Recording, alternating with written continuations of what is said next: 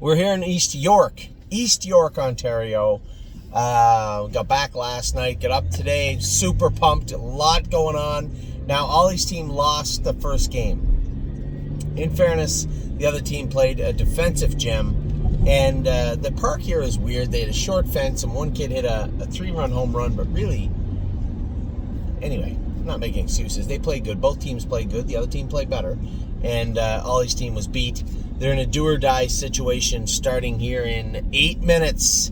They start the last game. He played great. He came up to bat in the last at bat. They were down by 4, and he hit a 2-run double into the... What are you coughing about? Hit a 2-run double into the gap and played pretty good the whole game. They all did. So it should be a good game here coming up at 4 p.m. I have few words to describe how proud I was of Spitfire Overseas today. You know, here's a horse that was not supposed to race today, just so you know. He was not supposed to be ready in time.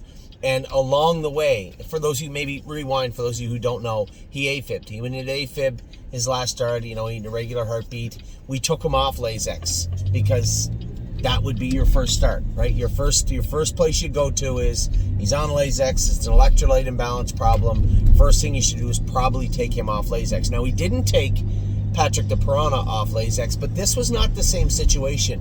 When Patrick de Piranha did 2 years ago, that was the only other time it happened in my entire life. When Patrick de Piranha did it 2 years ago, he flipped back the next day in his own. He was confirmed in the paddock on race night that he AFib'd, and the next morning was confirmed he was not in AFib anymore. His heart flipped back. Now, these are all very generic terms and not medical, so take it for what it's worth. Now, Spitfire Overseas, quite a bit different. I learned a lot. Not medically, but I learned a lot informatively about what it means to be in AFib, and that horses can function in AFib. When you look back at his lines, I think this horse was actually in a form of it for 4 weeks. We had checked him a couple of times. He didn't have the thumps. We had no reason to believe that he was in AFib. He's trotting in 58, 59, 57, but quite a ways from the 53 he was trotting in, and we couldn't put our finger on it. Nothing really showed up. And it wasn't until he raced that horrific race, in the Poconos that it was very clear to us that the horse, there was something seriously wrong. Was diagnosed 100%. He was in AFib. They checked the next day. He was still in AFib, because I think he'd been for a while. And it had to be treated. We put him back. Dr. Latessa administered the quinidine, the medication used to get his heartbeat back in proper working order. He recovered. His heartbeat stayed good. He laid down this horse for 5 days. Just seemed dead. Then he got a little sharper, a little sharper, a little sharper. A week and a half, 2 weeks later, he's bouncing around the stall. We started jogging him very lightly. Every day, Dr. Latessa would check his heart. It's good. It's good. It's good. It's good. And I got looking at the schedule and realized he had made enough points to make the final of the Pennsylvania Sires. But how could he possibly be ready for the Pennsylvania Sires? Well, I'm going to keep it quiet, and I'm going to train him next week. He trains good, and his heart's good, he scopes good. Excuse me, what's the coughing about back there? You got boogies in your nose. If he seems good and feels good and continues on this, I'll train him a little bit more, and then we'll make the decision. So we train him.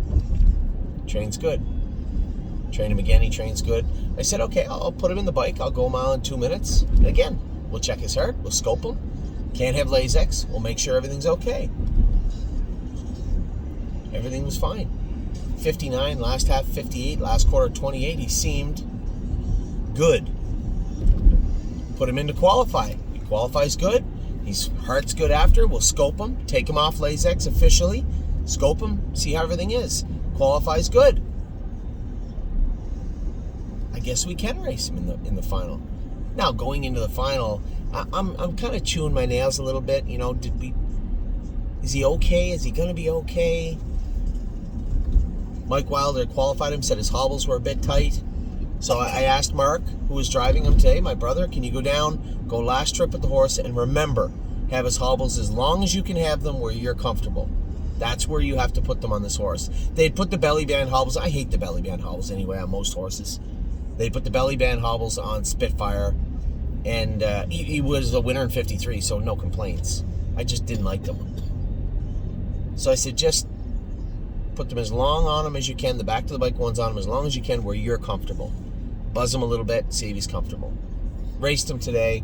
This horse goes out, finishes 5th in a track record. 151-4, trots in 153-1, and looked amazing. I could not believe what I was seeing.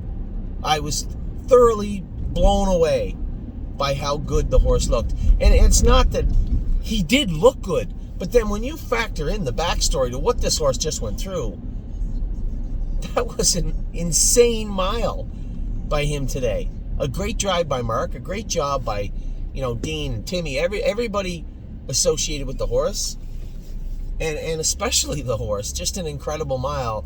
So 7 weeks ago, we're trying to figure out how do we get him back good. Fast forward 7 weeks, and he's 5th in the Sire Stakes final in 51-4. Just an amazing feat by the horse today. And really, it's pretty hard to believe that if we can't keep him on this path, on this trajectory, that this horse won't make some noise as we head into the latter part of the year. And that's the one thing, is that it feels, because the Sire Stakes are over, you're like, the year's over. Not even close. He's got, off the top of my head, he's got the Canadian Trotting Classic coming up in 2 weeks. He's got the Keystone Classic if we don't make the final or we don't want to race in there. He has the Breeders' Crown. He has the race in Indiana, the Pegasus or the Erskine, one or the other. And probably the Liberty Bell. He's got 3 major stake races and 5 stake races in total still left. And now he's fresh as a daisy because of his forced rest. And that's what I was trying to tell everybody about Carter also. We'll get Carter back in short order and have him going also. But this horse making it back today, I'm floored by how good he was. Now my eyes are going to be peeled to the screen, the same as yours is tonight. As we watch Pickpocket and Militant race tonight. Per Lucky's in tonight. A lot going on, but first and foremost, to the ball game. I'll talk to you guys soon. I might give you an update later on. After Ollie's game. But for right now, I couldn't be happier. What an impressive performance from Spitfire Overseas. Take care.